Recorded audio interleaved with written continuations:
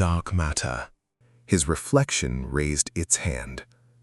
He stood in the bathroom for a long time. He tried it again. Same result.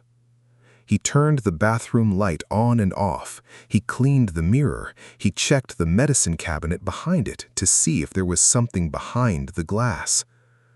He went to bed. He told himself he was tired. He noticed it again the next morning. He was shaving, and he moved the razor up along his jaw, and he watched his reflection move the razor 3 seconds later. He watched it shave a jaw that had already been shaved. He watched it repeat what he had done 3 seconds behind, with the specific fidelity of a perfect recording.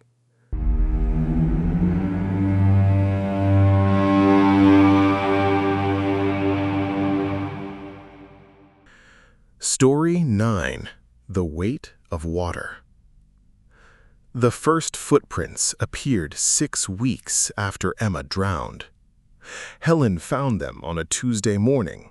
She had come downstairs early, unable to sleep. The specific insomnia of grief that had replaced the specific insomnia of trauma, that had replaced the specific insomnia of the first days when she had not slept at all. She came downstairs and she walked to the kitchen, and she saw them on the kitchen floor.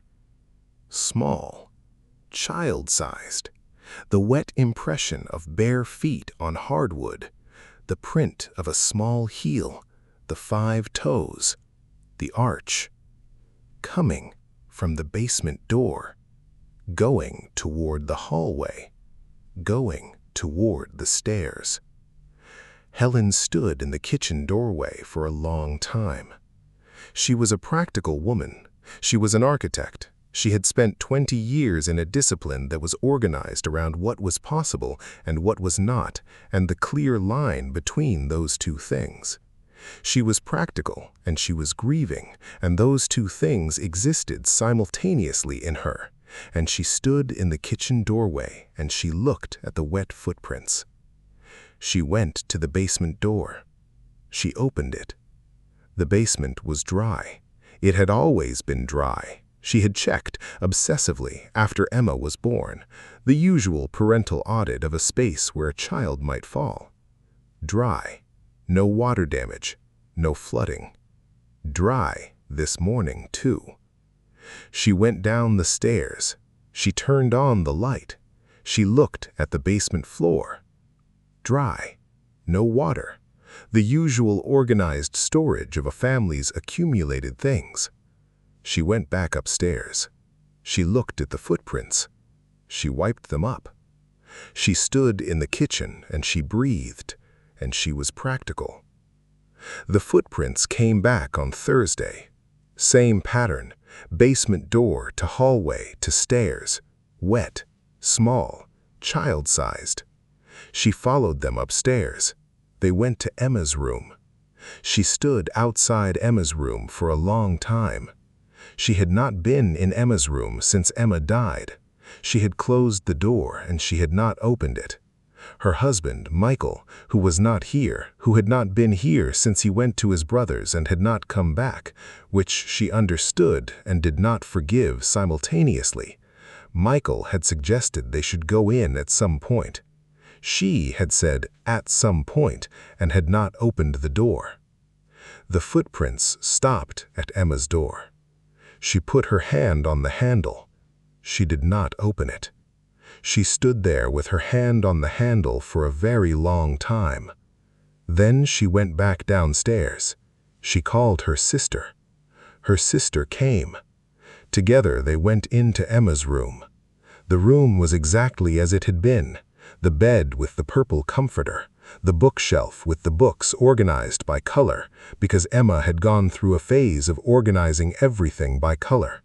The drawings on the wall, Emma's drawings, the crayon horses and the stick figures, and the drawing of the family that had Helen and Michael and Emma in a row, all holding hands. Helen and her sister stood in Emma's room. Helen looked at the bed. The purple comforter was flat. The bed was made. It had a wet patch in the center.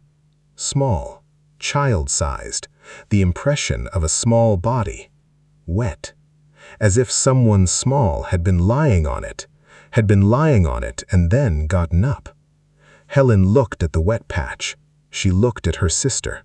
Her sister looked at the wet patch. Neither of them said anything. Her sister took her hand. They stood in Emma's room with the books organized by color and the drawings on the wall and the wet patch in the center of the purple comforter. Helen thought about what she believed.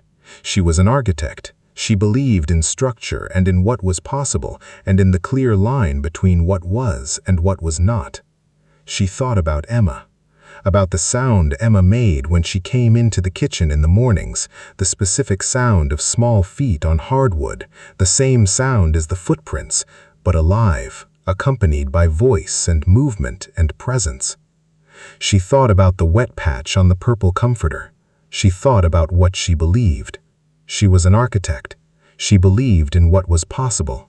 She looked at the wet patch. She thought about the line between what was and what was not. She thought about whether the line was as clear as she had always believed. She let go of her sister's hand. She sat on the edge of the bed. She put her hand on the wet patch. She closed her eyes. She said, "Emma." The room was quiet. She said it again. Still quiet. She sat on the edge of the bed with her hand on the wet patch, and she thought about the footprints coming from the basement and going to the stairs and going to this room, and she thought about what a practical woman believed. She opened her eyes. The room was the same. The books by color, the drawings, the flat purple comforter, except for the wet patch where her hand was. She looked at the drawing on the wall, the family drawing, Helen and Michael and Emma in a row, all holding hands. She looked at it.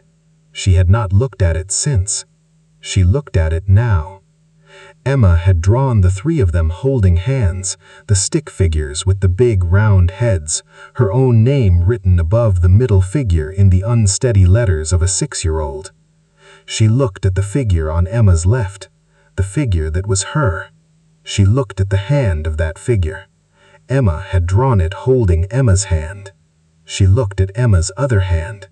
Emma's other hand was reaching toward where Michael's figure should have been. Michael's figure was not there.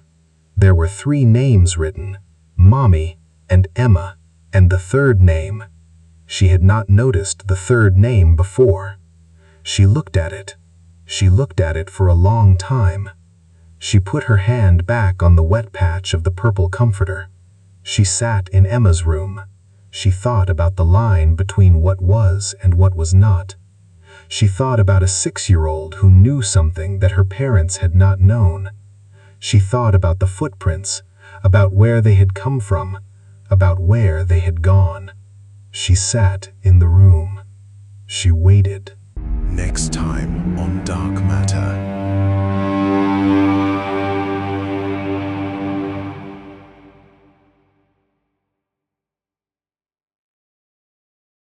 She went to her doctor. More tests, imaging, a gastroenterologist, everything normal, nothing explaining the hunger. She was losing weight despite the eating. Her body was not retaining the calories she was consuming, was burning through them at a rate that the metabolic panels could not explain. She stopped running. She was too tired to run. She was consuming 4,000 calories a day, and she was too tired to run, and she was losing weight. Her boyfriend noticed. He noticed the eating and the weight loss and the tiredness, and he was worried in the way of someone who loves a person and watches them change. He wanted her to see more doctors. She had seen more doctors. They had found nothing. She started waking up in the night, hungry.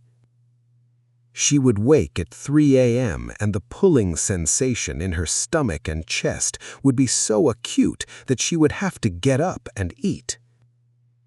She would eat whatever was in the kitchen. She had started keeping food within reach always, crackers and cheese. Story 10. Consumed.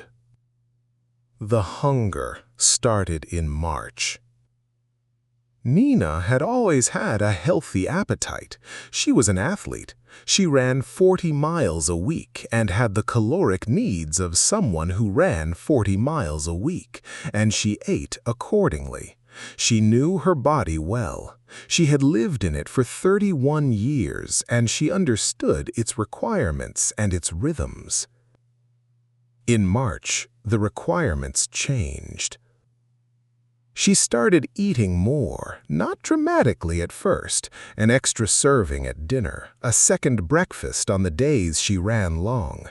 She attributed it to her training load. She had increased her mileage in February. She adjusted her intake accordingly.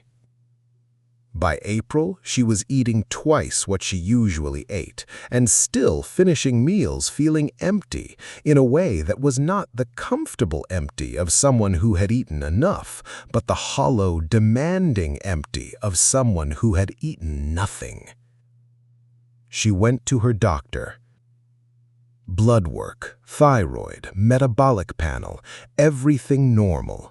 Her doctor said sometimes athletes went through periods of increased caloric need, especially if they were building muscle, especially if their training load had increased. She said it would level out. It did not level out. By May, she was eating constantly. Not by choice. She was not a compulsive eater. She had never had a disordered relationship with food. This was not psychological. She was eating because if she stopped eating for more than 2 hours, the hunger became something that was no longer hunger, something that was closer to pain, a physical pulling sensation that started in her stomach and radiated upward, and that she could not ignore. Please like and subscribe.